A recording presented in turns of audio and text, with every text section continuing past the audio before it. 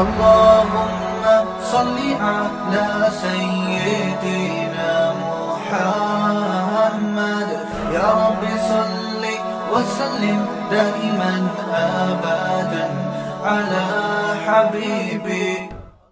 پچھلی امتوں میں رہبانیت تھی، وہ لوگ جنگلوں میں نکل جایا کرتے تھے اللہ کی عبادت کے لیے. اس امت میں رہبانیت ختم کر دی گئی. آپ صلی اللہ علیہ وسلم نے فرمایا لا رہبانیت فی الاسلام، اسلام میں رہبانیت نہیں ہے. ایک صحابی میدان جہاد میں گئے، سفر میں تھے. آپ صلی اللہ علیہ وسلم سے اجازت مانگی کہ میں کوئی ایسا عمل کروں جس سے مجھ میں قوت ختم ہو جائے، نکاح کی خواہش ختم ہو جائے، کیونکہ ان کے لیے سفر میں عورت سے دور رہنا بہت مشکل، نفس پہ قابو پانا بہت مشکل. تو آپ صلی اللہ علیہ وسلم نے منع کیا. عثمان ابن مظعون رضی اللہ تعالی عنہ، ان کی حدیث ہے، فرمایا نہانا رسول اللہ صلی اللہ علیہ وسلم عن التبتل. آپ صلی اللہ علیہ وسلم نے تبتل سے منع کیا، نکاح سے کنارہ کشی سے منع کر دیا. لو اجازنا لاختصینا، اگر آپ ہمیں اجازت دیتے تو ہم ایسی کوئی عمل کرتے جس سے ہمارے اندر یہ خواہش ختم ہو جائے. اور کیا فرمایا تزوجوا، حدیث میں آتا ہے ولا تکونوا کرہبان النصارى، نکاح کرو عیسائیوں کے پادریوں کی طرح، راہبوں کی طرح نہ بنو. یعنی اپنے آپ کو دین کی خدمت کے لیے، عبادت کے لیے وقف کر دینا. نکاح سے دور بھاگ کر کے بیوی بچے ہوں گے تو پھر ملازمت کرنی پڑے گی، کم بختوں کو کھلانا پڑے گا. دل میں یہی ہوتا ہے، سارا تو یہی کھا جائیں گے. نہ دل جمعی سے عبادت ہوگی، نہ تبلیغ میں وقت لگے گا، نہ خانقاہ میں محاسبے مراقبے ہو سکیں گے، نہ سلوک کے منازل طے ہو سکیں گے. اللہ اللہ بھی نہیں کرنے دیں گے بچے. خواتین بھی یہی سوچتی ہیں، بچے ہوتے ہیں تو کم وقت نماز نہیں پڑھنے دیتے. یہ ہوتا ہے نا خواتین کی سوچ، نماز پڑھو تو رو رہا ہے، تمیز سے نماز نہیں پڑھنے دیتے. یہ خواتین کو بہت شکایت ہوتی ہے. وہ ایسے ایسے تانے دیتی ہیں، کم بخت گلا دبا کے مار دوں گی جان سے. بچے جب روتے ہیں تو ماؤں کی جو دھمکیاں ہیں، وہ دھمکیاں چنگیز خان نے بھی اور ہلاکو خان نے بھی مسلمانوں کو نہیں دی. جو دھمکیاں مائیں اپنے بچوں کو دیتی ہیں، کتنی کم بخت نماز نہیں پڑھنے دیتے. اب رمضان کی آخری راتوں میں تو سب کچھ نہ کچھ عبادت کر ہی لیتے ہیں. خواتین جب عبادت کے لیے کھڑی ہوں تو بچہ وہاں سے ٹیں ٹیں ٹیں لگائی ہوئی ہے اس نے. وہ اطلاع آئی کہ وہ بستر سے گر گیا ہے، اطلاع آئی کہ وہ سیڑھیوں سے لڑک گیا ہے. پھر نماز پڑھنا مشکل، جلدی سے سلام پھیرا کہ بھئی رمضان میں عبادت بھی نہیں کرنے دیتے. تو خواتین کو بھی شکایت ہوتی ہے، یہ بچے تو نہ ہمیں دنیا کا چھوڑیں گے نہ آخرت کا. اور مردوں کو بھی شکایت ہوتی ہے، یار یہ بیوی بچوں کی ٹینشن پال لی، اچھے بھلے دین کا کام کرتے. جو دیندار ہیں ان کی بات کر رہا ہوں، جو دنیا دار ہیں ان کو تو دین کے کام عبادت سے کوئی واسطہ ہی نہیں ہے. وہ تو سمجھتے ہیں کہ یہ عیاشی میں رکاوٹ بن رہے ہیں، یہ نہ ہوتے تو ہم عیش و عشرت کی زندگی گزارتے. دیندار سمجھتا ہے کہ دین میں رکاوٹ بن رہے ہیں، دنیا دار سمجھتا ہے کہ دنیا میں رکاوٹ. دونوں کے نظریات 100% غلط. دنیا میں تو رکاوٹ بنتے ہی نہیں ہے. جو ذہنی سکون اللہ نے رکھا ہے اپنی اولاد میں، اپنے گھر بار میں، وہ ذہنی سکون کسی اور عیاشی میں اللہ نے نہیں رکھا. عیاشی جو شراب کباب زنا میں لگے ہوئے لوگ ہیں، ان کی عیاشی 2-4 منٹ کی ہوتی ہے، آدھے گھنٹے کی ہوتی ہے. اس کے بعد بے سکونی. جیسے شراب پینا والا جب شراب پیتا ہے تو وقتی سکون میں آتا ہے، اس کے بعد تھوڑی دیر بعد اس کی وہی کیفیت. ہیروئن کی ہیروئن کو دیکھ کے اگر کوئی یہ سمجھے کہ یہ سکون میں ہے تو اس سے بڑا بے وقوف دنیا میں کوئی ہوگا؟ ارے ابھی یہ سٹا لگا رہا ہے تو سکون میں ہے، تھوڑی دیر بعد دیکھنا جب اس کو سٹا نہیں ملے گا تو کیا حالت ہوگی. نہیں آ رہی میرا خیال ہے. ایسے ہی زنا اور شراب میں پڑنے والے جب تک اس عمل سے گزر رہے ہوتے ہیں وقتی لذت ہوتی ہے، اس کے بعد بے سکونی بے سکونی بے سکونی کے کانٹے، ہر وقت ان کو انٹرٹینمنٹ کے لیے کچھ نہ کچھ چاہیے. پھر ہر لذت کا انسان عادی ہو جاتا ہے، دل بھر جاتا ہے، پھر چاہتا ہے اس سے زیادہ چاہیے مجھے. اور اللہ نے دنیا ایک حد تک دی ہے ہر ایک کو، لامحدود دنیا. قارون اور فرعون کو نہیں ملی تو مجھے اور آپ کو کہاں سے ملے گی؟ قارون سے زیادہ کما سکتے ہیں. ان مفاتحہ لتنوء بالعصبۃ اولی القوہ، اللہ فرماتے ہیں اس کے خزانوں کی چابیاں جانور لے کے چلا کرتے تھے. خزانے کتنے ہوں گے، چابیاں اتنی تھیں. اور فرعون کو کیسی حکومت، کتنی عیاشی، لیکن انسان کی صحت ساتھ چھوڑنا شروع کر دیتی. آپ کتنی دولت رکھ لیں، آپ اپنی صحت کو بریک نہیں لگا سکتے کہ میں جتنا جوان ہوں یہیں رک جاؤں. بالآخر آپ نے بوڑھا ہونا ہے اور صلاحیتیں آہستہ آہستہ ختم ہونی ہیں. شراب پی لو جتنی مرضی پینا ہے، کب تک پیو گے؟ کچھ وقت کے بعد آپ کا جگر خراب ہو جائے. جیسے ہیروئنچی ہے نا، ہیروئن میں مزہ بہت زیادہ ہے، تباہی بھی اسی حساب سے. چرس میں مزہ کم ہے، میں نے نہ چرس پی کے دیکھی نہ ہیروئن پی کے دیکھی. کہیں آپ کہیں گے یار کیسی رپورٹیں پیش کر رہی ہے. لیکن چرسیوں کو بھی دیکھا ہے اور ہیروئنچیوں کو بھی دیکھا ہے. تو دیکھنے سے پتہ چلتا ہے زیادہ مزہ کس کو آ رہا ہے؟ ہیروئنچی کو آ رہا ہے، کیونکہ وہ بالکل ٹون ہو جاتے ہیں نا، بالکل ایسے. چرسی پھر بھی تھوڑے سے نارمل رہتے ہیں، ان کو کم مزہ آتا ہے. تو ان کو کم مزہ آتا ہے، لہذا ان کی صحت کم تباہ ہوتی ہے، ہیروئنچی کی فوراً. تو اللہ نے بتا دیا گناہ جتنا مزے کا ہوگا اتنا جلدی برباد کرے گا. سمجھ رہے ہو؟ شراب بھی ایسا ہی ہے. تو ہر وقت ان کو انٹرٹینمنٹ کے لیے چیزیں چاہیے، انٹرٹینمنٹ کے لیے کچھ نہ کچھ چاہیے ان کو، تبھی بے سکون ہوتے ہیں. آپ دیکھ لیں گوروں کی زندگی، یہ جو اتنی تفریحات میں لگتے ہیں نا گورے. میں ملیشیا گیا تو وہاں کچھ پکنک پوائنٹ تھے، وہ ہمارے دوست تھے مولوی صاحب مسجد کے امام، مجھے لے گئے تو ہر جگہ گورے پہنچے ہوئے. تو مجھے پتا چلا کہ یہ لوگ اپنی پوری تنخواہ تفریح میں اڑاتے ہیں. مجھے اتنا ان پہ ترس آ رہا تھا کہ ان کا کوئی گھر بار نہیں ہے. ہم تو سفر میں ہوتے ہیں تو ایک ہفتہ 2 ہفتہ بس دل چاہتا ہے کہ اب کہاں بھاگو، گھر بھاگو. ٹھکانہ ہے، ایک آشیانہ ہے. ان بیچاروں کا کوئی ٹھکانہ ہی نہیں ہے. کتنی تفریح، کتنا سمندر، ساحل سمندر پہ ٹائم گزارے گا بھائی؟ کتنا ٹائم گزار لے گا؟ کیا رکھا ہے ساحل سمندر پہ؟ کیا ہے وہاں پہ؟ تو پڑے ہوئے ہیں رات کو بھی دن میں بھی، شرابیں پی رہے ہیں، بس زندگی اسی میں. یہ جو ہے نا گھر، یہ انسان کی نیچر ہے. جیسے پرندہ گھونسلہ بناتا ہے، دن بھر اڑتا ہے، رات کو کہاں پہنچتا ہے؟ اپنے آشیانے میں وہیں پہنچتا ہے. باقاعدہ ترتیب سے تنکے جوڑ جوڑ کے گھونسلہ بناتا ہے. تو ایسے ہی اللہ نے انسان کو گھر بار والا بنایا. بیوی بچے ہوں، گھر بار ہوں، فیملی ہو، ان کو کما کے بھیج رہا ہو، وہ بھی گھر میں عزت کریں.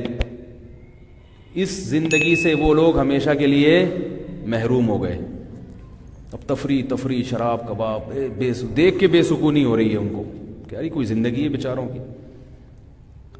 تو لوگ کیا کرتے ہیں کہ دنیا کے لیے بال بچوں کی ٹینشن سے دور بھاگتے ہیں. تو ان کو دنیا نہیں، دنیا سے مراد سکون نہیں ملتا. وقتی طور پر پیسہ اکٹھا ہو جاتا ہے، کروڑ پتی بن جاتے ہیں، لیکن کسی کام کا نہیں ہے وہ پیسہ. غریب آدمی تھکا ہارا گھر جاتا ہے نا، وہ اپنے بچوں کے ساتھ بیٹھ کے سوکھی روٹی بھی کھاتا ہے، اس کو اس میں بھی مزہ آتا ہے. اور دیندار آدمی کیا کرتا ہے کہ یار میں بھی ان بکھیڑوں میں پڑ گیا تو تبلیغ میں کیسے نکلوں گا، خانقاہ کے سلوک کے منازل کیسے طے ہوں گے. گھر سے فون، ادھر مراقبے میں بیٹھے ہوئے فون آئے گا جی واپسی پہ 6 انڈے لیتے ہوئے آنا. مراقبے کی ایسی کی تیسی ہو گئی ساری. سمجھ رہے ہو؟ محاسبہ کرنے اپنے اعمال کا. ادھر سے بچے کی رونے کی آواز آئی، بولے کم بخت پھر گر گیا. بچے تو ایک دوسرے کو پٹائی بھی لگاتے رہتے ہیں، شکایتیں بہت لگاتے ہیں. ابو اس نے جو ہے نا کہیں بیٹھ جاؤ آگے بولیں گے ابو یوں کر رہا تھا، ابو ایسے بول رہا تھا. امی کو بھی شکایتیں، ابو کو بھی شکایتیں. آپ کے قابو میں تھوڑی ہیں وہ بچے. تو نبی صلی اللہ علیہ وسلم نے رہبانیت سے منع کر دیا کہ نہ نہ نہ، صحابہ کو کہا تزوجو، نکاح کرو، اولاد بھی رکھو، عیسائیوں کے راہبوں کی طرح مت بنو، اولاد بھی پیدا کرو، تزوج الودود الولود، ایسی عورت سے نکاح کرو جو زیادہ بچے جننے والی ہو۔ اس میں آپ صلی اللہ علیہ وسلم نے بتا دیا کہ مقصد اگر اللہ کی رضا ہے تو اللہ کی رضا اس میں زیادہ ہے، ان کے ہوتے ہوئے جتنی عبادت ہو جائے وہ اللہ کو مقبول ہے۔ اسی لیے عورت کو یہ کبھی نہیں سوچنا چاہیے کہ میرے بچے مجھے نماز نہیں پڑھنے دے رہے، یہ نہیں کرنے دے رہے، وہ نہیں کرنے دے رہے، ہائے کم بخت۔ کوئی بات نہیں، جتنی نماز ٹوٹی پھوٹی آپ سے ہو رہی ہے، اللہ یہ نماز زیادہ اچھی قبول کرے گا اس عورت سے جس کے اولاد نہیں ہے اور وہ خشوع و خضوع سے نماز پڑھ رہی ہے، کیونکہ یہ اللہ کی خاطر ہے نا۔ نبی صلی اللہ علیہ وسلم کے دور میں جب خواتین مسجدوں میں آتی نماز پڑھنے کے لیے تو بچے بھی ساتھ لے کے آتی تھی، کیونکہ بچے کہاں چھوڑ کے آتی، وہ چھوٹے چھوٹے بچے دودھ پیتے، 2 3 3 4 سال کے، وہ ساتھ لے آتی۔ صحیح بخاری کی حدیث ہے، وہ بچے پھر نماز میں تنگ بھی کرتے تھے، روتے بھی تھے۔ ہم ہوتے تو ہم کیا کرتے، سلام کے بعد کہتے جتنی خواتین نماز میں بچوں کو لے کر آئی ہیں یہ بچے عیدی سینٹر میں جمع کرا دیں، یا تو مسجد میں نہ آئیں، پابندی لگاتے کہ ان کی وجہ سے مسجد کا ماحول خراب ہو رہا ہے۔ ایک اعتراض تو ہم یہ کرتے، دوسرا اعتراض یہ کرتے ہماری نماز میں خشوع و خضوع میں خلل ہو رہا ہے۔ کیا خیال ہے، ہم اتنے خشوع و خضوع سے نماز پڑھ رہے ہیں اور وہ جو کونے کی صف کے کونے میں جو خاتون کھڑی ہوئی ہیں اس کا بچہ رو رہا ہے، تو اس کو گھر میں یا اس کے سیلنسر لگا کے آیا کرو بچے کو، کیونکہ بچہ جب روتا ہے نا تو بغیر سیلنسر کے روتا ہے، وہ پوری اس کو تو کوئی ہوش ہی نہیں ہوتا نا کیا ہو رہا ہے، پورا گلا پھاڑ کے روتا ہے، کوئی سو رہا ہے جاگ رہا ہے، اس کو اس سے کوئی غرض نہیں ہوتی۔ تو ہم کیا کرتے ہیں، نکالو ان کو یہاں سے۔ اور خواتین کا مسجد میں آنا کوئی فرض بھی نہیں ہے، آپ صلی اللہ علیہ وسلم نے ترغیب دی کہ عورت کی گھر کی نماز مسجد کی نماز سے بہتر۔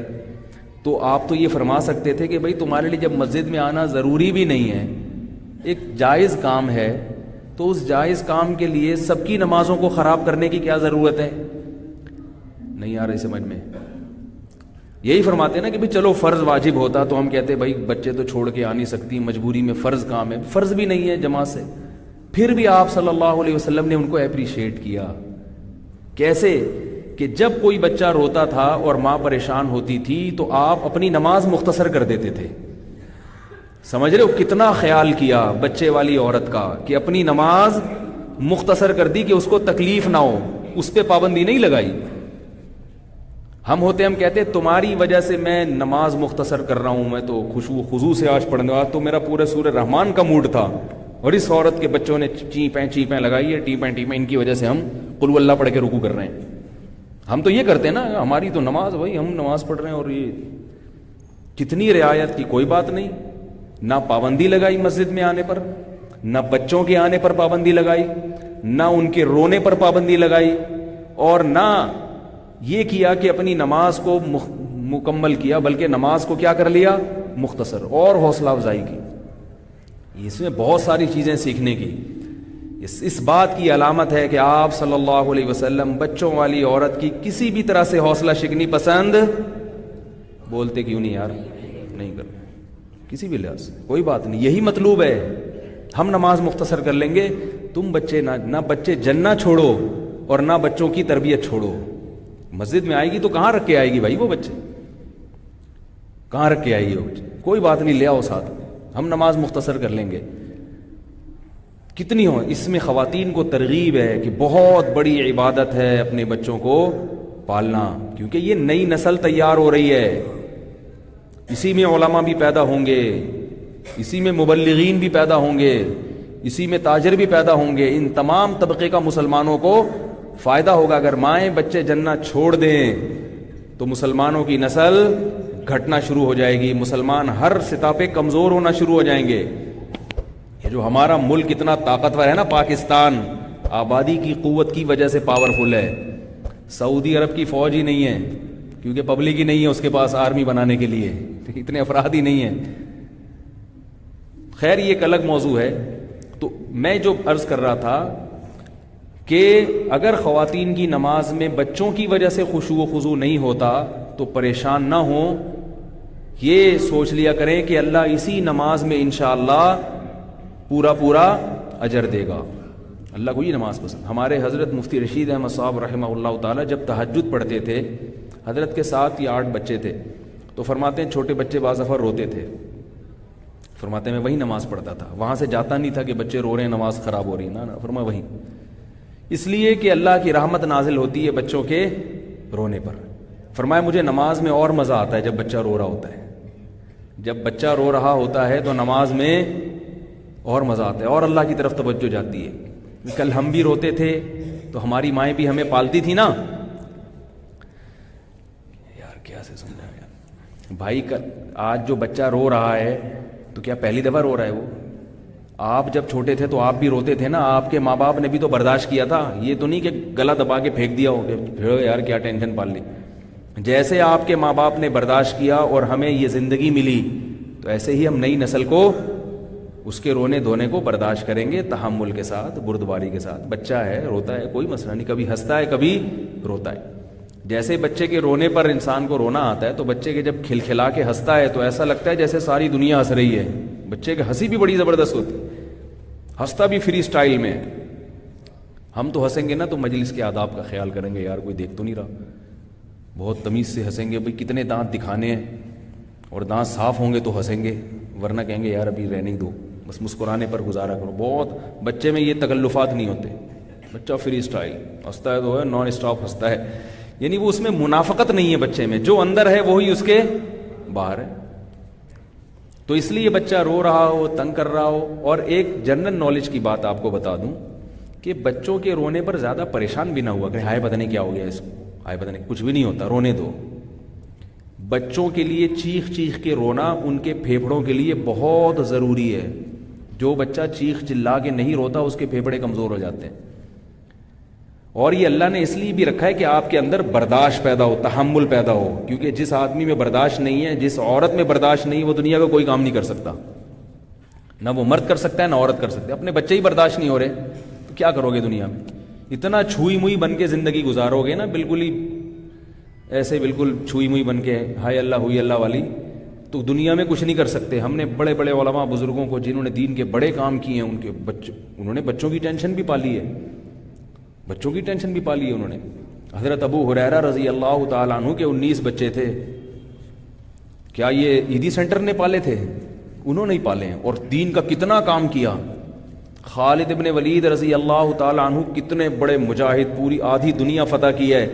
40 بیٹے تو میدان جہاد میں شہید ہوئے ہیں ان کے. انس ابن مالک رضی اللہ تعالیٰ عنہ نے بہت علم پھیلایا ہے دنیا میں, بڑا کام کیا ان کا علمی. انس ابن مالک رضی اللہ تعالیٰ عنہ سے بہت ساری حدیثیں منقول ہیں. کوفہ میں, بصرہ میں حضرت انس ابن مالک درس دیا کرتے تھے. بچے بتاؤں کتنے تھے؟ نہیں بتاؤں؟ بتا دوں.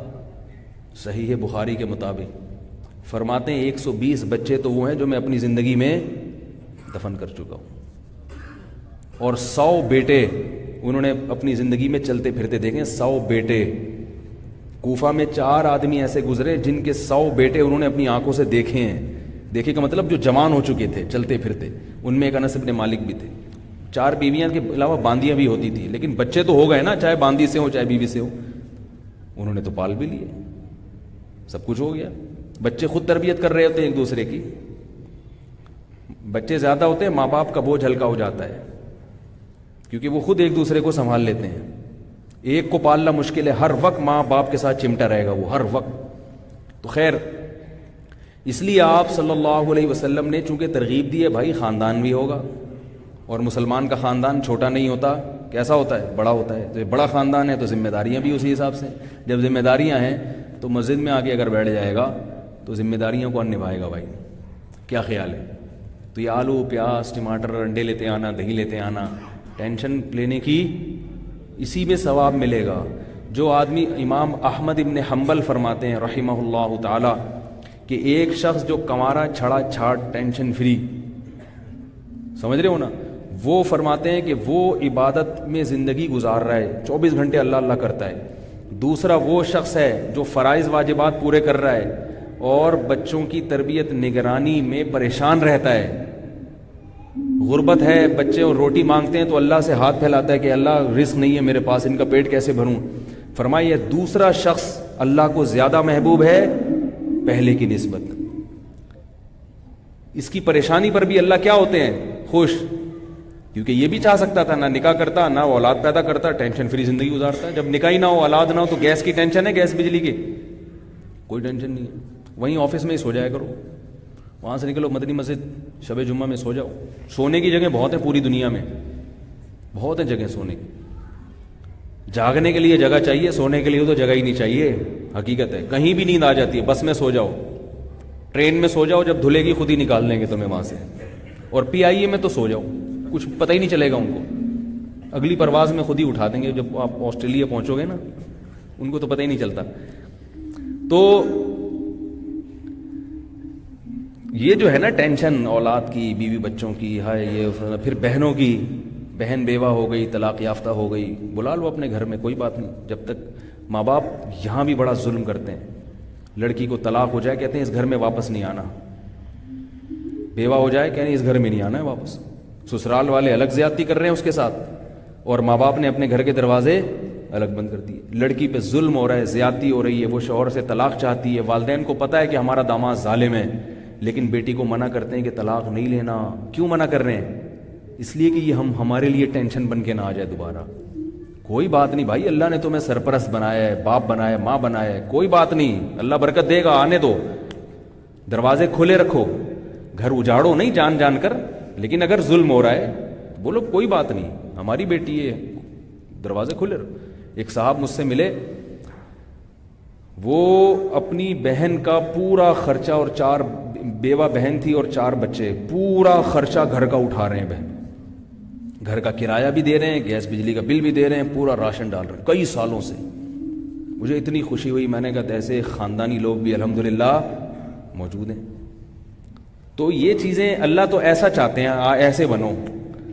اور دوسروں کے ٹکڑوں پہ پلا ہوا ہے, پوستیوں کی طرح پڑا ہوا ہے, یہ اللہ کو پسند نہیں ہے. تو اس لیے اللہ کے نبی نے کیا فرمایا؟ یہ نہیں فرمایا کہ 24 گھنٹے مسجد میں رہتا ہو, نہ نہ نہ نہ, رہ نہیں سکتا مسلمان. کیونکہ آلو پیاز ٹماٹر, کیونکہ میں تو صبح شام یہی کرتا رہتا ہوں. مجھے آلو, جہاں بھی خواب میں بھی آلو پیاز ٹماٹر, جیب میں بھی پرچی نکالوں گا 2 کلو آلو لکھا ہوا ہوگا, 3 کلو ٹماٹر لکھا ہوا ہوگا, 2 درجن انڈے لکھا ہوا ہوگا. اور اب میں ملاقات کا لوگوں کو ٹائم جو دے رہا ہوں نا, عصر سے مغرب, اس میں ملاقات کا طریقہ اور اسٹائل یہ ہوگا کہ آؤ ہمارے ساتھ پیچھے بائک پہ بیٹھ جاؤ,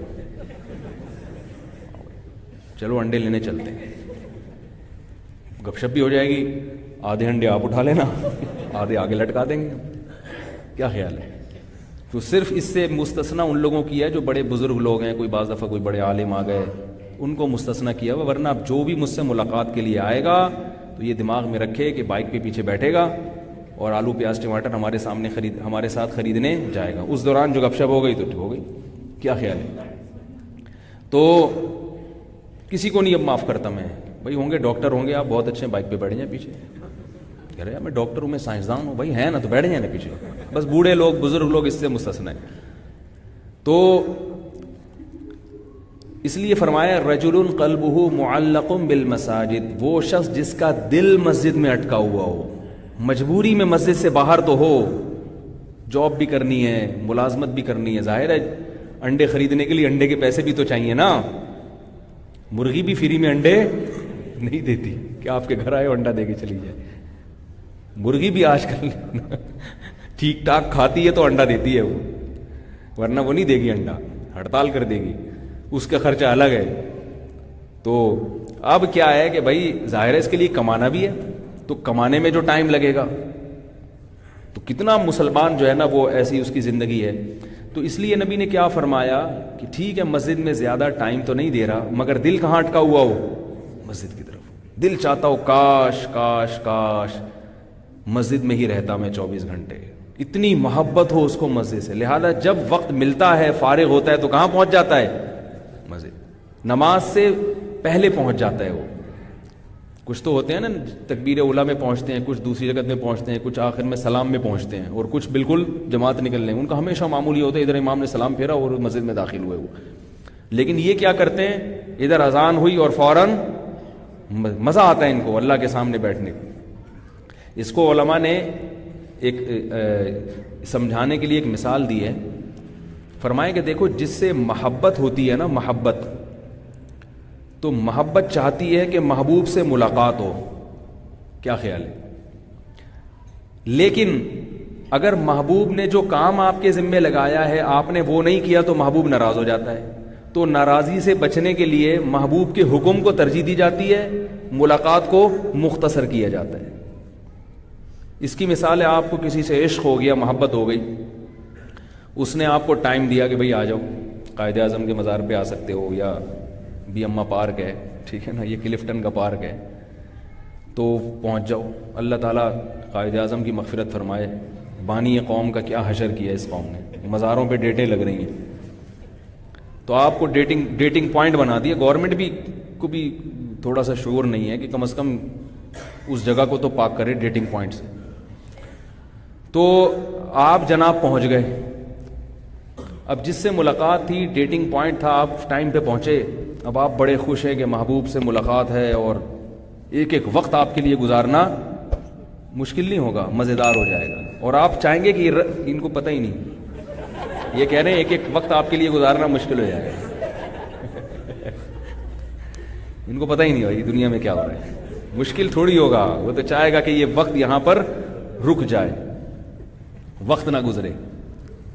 تو اب کیا ہے کہ ٹائم گزر رہا ہے، محبوب نے آپ کے ذمے کام لگا دیے کہ جاؤ ایسا کرو، 2 چھولے کی پلیٹ لیتے آؤ، 2 برگر لیتے آؤ، پیزا لیتے آؤ. آپ جاؤ گے دوڑے دوڑے اور آؤ گے دوڑے دوڑے، سستی سے نہیں جاؤ گے. دل تو چاہے گا کہ جاؤں نہیں، لیکن جانا کیوں پڑ رہا ہے آپ کو، مجبوری کیا ہے کہ بھائی محبوب ناراض نہ ہو جائے، یار بولا ہے تو کرنا ہی پڑے گا. اب آپ لائے 2 برگر، پیسے بھی محبوب نہیں دیے. اب آپ کو پیسے خرچ کرنے کا غم نہیں، کیونکہ وہ تو اس نے پیسے دیے، لیکن ڈر کس بات کا ہے کہ بھائی یہ جو ٹائم تھا نا ملاقات کا، یہ کس میں ضائع ہو رہا ہے. تو کرو گے تو آپ کام اس کے، لیکن دل وہیں اٹکا رہے گا کہ کاش یہ کام نہ لگایا ابھی ذمہ. پھر جناب اس نے کوئی کام کہہ دیا، جیسے آپ برگر لے کر آؤ، ایسا کرو، جاؤ یہ کام کرو. اب آپ جاؤ تو آپ کا سارا دن اس ایکٹیویٹیز میں گزرے گا، مگر دل کہاں اٹکا رہے گا؟ بولو نا بھائی، محبوب کے پاس. دل چاہے گا کہ یار ادھر ہی بیٹھے رہتے تو اچھا تھا. کر بھی رہے ہیں، اس کا حکم ہے، ورنہ ناراض ہو جائے گا، ورنہ جتنا ٹائم دیا اتنا بھی نہیں دے گا. تو اہل اللہ جو ہیں، جن کو اللہ سے محبت ہوتی ہے، ان کو نماز میں، ذکر اللہ میں، روزے میں، تلاوت میں، عبادت میں اتنا لطف آتا ہے، اتنا مزہ آتا ہے کہ اگر اللہ کا حکم نہ ہوتا کہ بیوی بچے رکھو، اللہ کا حکم نہ ہوتا کہ مخلوق میں جا کے تبلیغ اور دعوت کا کام کرو، تو یہ کبھی مخلوق میں نہ بیٹھتے، یہ تنہائی میں ہر وقت اللہ کی عبادت کرتے. اتنا کماتے جس سے کمر سیدھی ہو جائے، عبادت کی طاقت پیدا ہو جائے. بس کہتے بھائی اتنا کماؤ تاکہ نماز کے لیے بھی تو کچھ توانائی چاہیے نا، روزہ رکھنے کے لیے بھی کچھ انرجی چاہیے. اتنا کماتے، باقی سارا وقت کس میں گزارتے؟ عبادت میں. اسی وجہ سے ہمارے حضرت فرمایا کرتے تھے کہ آپ جو بیانات کر رہے ہو یا دین کی دعوت کا کام کر رہے ہو، اس میں اخلاص ہے یا نہیں، اس کا پتہ ایسے چلے گا کہ آپ کو اگر اللہ یہ کہے کہ یہ کام چھوڑ کے میری عبادت میں لگ جاؤ تو خوشی ہوگی یا غم ہوگا. اگر خوشی ہوگی تو اس کی علامت ہے کہ یہ سارے کام کس کے لیے ہو رہے ہیں؟ اللہ کے لیے، اور واقعی اللہ سے سچی محبت. اگر غم ہوگا، یار اللہ نے کہہ دیا میری عبادت کرو، میں تو اتنا لوگوں میں بیان کر رہا تھا، واہ واہ ہو رہی تھی، اور سبحان اللہ ادھر سے نعرے لگ رہے تھے، اور جناب یہ بھی ہو رہا تھا، وہ بھی ہو رہا تھا، اور جناب یہ سارے کام کر رہا تھا، میں تبلیغ بھی کر رہا تھا، 6 مہینے 4 مہینے کی جماعتوں میں بھی جا رہا تھا، تو یہ کیا ہو گیا؟ یہ تو اللہ نے کیا کہہ دیا کہ گھر میں بیٹھو صرف میری عبادت کرو. تو یہ اس کی علامت ہے کہ ایک دال میں کچھ کالا کالا ہے. جس کو واقعی اللہ سے محبت ہوتی ہے، اس کو خلوت میں، یا خلوت نہ بھی ہو، بے شک جلوت ہو، لیکن نماز میں، عبادت میں لطف اور مزہ، بولو بھائی، زیادہ. سمجھ میں نہیں آ رہی؟ اس کو مجمع میں زیادہ مزہ نہیں آتا. مجمع بھی انسان کی فطرت ہے، انسان کو انسان سے انسیت ہوتی ہے، تنہائی سے وحشت ہوتی ہے، لیکن زیادہ لطف کس میں آتا ہے؟ اللہ کی عبادت میں، اللہ کے ذکر میں. اور آج کل آپ حالات دیکھ لیں، پبلک کے سامنے تو رو رہے ہیں. آج کل سارے خطیب نہیں، بعض خطیبوں کو دیکھا ہے پبلک کے سامنے تو او نبی کی یاد میں فجر کی نماز گول جان کر نہیں پڑھتے. ایک تو ہے نا چلو انسان کو بیماری ہے یا کوئی آنکھ نہیں کھلی، وہ تو ہر آدمی کے ساتھ عذر ہوتا ہے، نہیں پڑھ رہے، مزہ ہی نہیں آتا نماز میں، دل نہیں لگتا، دل چاہتا ہے جلدی سے نماز چھوٹے، نماز ختم ہو جلدی سے. تو یہی حال دنیا کا بھی ہے کہ آپ صلی اللہ علیہ وسلم نے فرمایا کہ وہ آدمی بھی قیامت کے دن اللہ کے عرش کے سائے میں ہوگا جس کا دل مسجد میں اٹکا ہوا ہوگا. دل اٹکا لے، تاکہ ذرا سا بالکل ایسے ہی ہے کہ محبوب کے لیے برگر لینے گئے ہوئے ہیں، دل چاہ رہا ہے پیکنگ کرا کے جلدی سے واپس پہنچو. یہ نہیں کہ وہیں دھرنا مار کے بیٹھ جاؤ، یار اچھا ہے تھوڑا سا فری ہو گیا میں، ریلیکس ہو گیا، اچھا اس بہانے، اور اس سے کیا یار کوئی بات نہیں سب سے آخر میں میرا نمبر لگا دینا تاکہ اتنی دیر میں تھوڑا سا سٹے مٹے لگا لوں بیٹھ کے. یہی ہو رہا ہے آج کل. تو اللہ سے محبت بھی، ہاں وہ ایک الگ بات ہے کہ انسان ایک چیز سے اکتا جاتا ہے، تو عبادت کی کثرت سے بھی بسا اوقات اکتا جاتا ہے. وہ اکتانا وہ غلط نہیں ہے، وہ تو فطرت ہے، وہ تو ہر ایک اکتاتا ہے، 24 گھنٹے تو کوئی بھی نہیں کر سکتا نا. لیکن یہ کیفیت اگر پیدا ہو جائے، یاد رکھو اگر یہ کیفیت پیدا نہیں ہوئی تو بھی جہنم میں نہیں جاؤ گے. کہیں آپ لوگ مایوس ہونا شروع ہو جائیں، یار ہماری تو یہ کیفیت ہے نہیں، ہمارا تو دل ہی نہیں چاہتا نماز پڑھنے کا. کوئی بات نہیں، دل نہیں چاہتا، دل آپ کے اختیار میں نہیں ہے، پڑھ لو جنت میں چلے جاؤ گے. یہ تو اپر لیول اونچے لوگوں کا بیان ہو رہا ہے نا. اور بھائی بہت ہی خاص لوگ ہیں نا، وہ لوگ ادھر آؤ، جیسے بل میں لائن لگی ہوئی ہے نا، تو لائن میں لگ کے تو بل سب کا جمع ہو جائے گا، لیکن خاص بندہ کھڑا ہوا ہے تو وہاں سے ہٹاتے ہیں، بھائی آپ ذرا سائڈ پہ آ جائیں، آپ ایئر کنڈیشن روم میں ادھر بیٹھیں، چائے منگوائی جائے گی آپ کے لیے، آپ کا بل جمع ہو کے گھر پہنچ جائے گا. تو یہ خاص لوگوں کے ساتھ ہوتا ہے نا. تو میدان حشر میں سب کا حساب و کتاب ہو رہا ہوگا، آپ کے فرائض واجبات پورے ہیں، آپ کا دل نہیں چاہتا تھا عبادت کرنے کا، آپ کا دل نہیں چاہتا تھا تبلیغ میں جانے کا، آپ کا دل نہیں چاہتا تھا کہ میں اللہ کا ذکر کروں تنہائی میں بیٹھ کے، نہیں چاہتا تھا، مگر آپ نے یہ کام کر لیے سارے، تو قواعد پرچہ مکمل کر دیا تو جہنم میں نہیں جاؤ گے. میدان حشر میں انشاءاللہ اعمال نامہ دائیں ہاتھ میں ملے گا. لیکن اگر دل مسجد میں اٹک گیا اور یہ کیفیت پیدا ہو گئی تو یہ بہت بڑی کیفیت ہے، یہ بہت بڑی اللہ کی نعمت اور اللہ کی رحمت ہے، مطلوب ہے شریعت میں. مقصود اگرچہ نہ ہو مگر محمود ہے، محمود مطلوب نہیں، محمود ہے، بہت پسندیدہ کیفیت ہے، دل اٹک جائے مسجد میں. اسی طرح عورت، بچہ نماز نہیں پڑھنے دے رہا، دل نہیں لگ رہا نماز میں، کوئی بات نہیں، پھر بھی پڑھے گی تو انشاءاللہ بہت اجر ملے گا. لیکن اگر ایسی کیفیت پیدا ہو جائے جیسے ہمارے حضرت کی تھی کہ بچہ رو رہا ہے تو بھی نماز میں اور مزہ آ رہا ہے، اور مزہ آ رہا ہے کہ بھئی اللہ نے مجھے اولاد دی ہے اور اس اولاد کے رونے پر میں صبر کروں گا تو ثواب ملے گا، یہ سوچ کے نماز میں اور خشوع پیدا ہو گیا، تو یہ اعلیٰ درجے کی کیفیت ہے. اسی طرح خاتون عورت اگر یہ سوچے کہ اللہ نے یہ بچے مجھے دیے، یہ تنگ کر رہے ہیں، رو رہے ہیں، تو ان کے رونے سے اللہ کیا ہو رہا ہے؟ خوش ہو رہا ہے، تو یہ سوچ کے نماز میں اور مزہ آنا شروع ہو جائے تو یہ زیادہ اچھی کیفیت ہے. عورت کا دل مسجد میں اٹکنے کا مطلب کیا ہے؟ کہ عورت کا دل عبادت میں، عورت کے لیے ترغیب یہی ہے کہ گھر میں نماز پڑھے، مسجد سے بہتر ہے. مسجد میں آنے کی بھی عورت کو اجازت دی شریعت نے، مگر افضل کیا قرار دیا؟ گھر میں نماز پڑھے.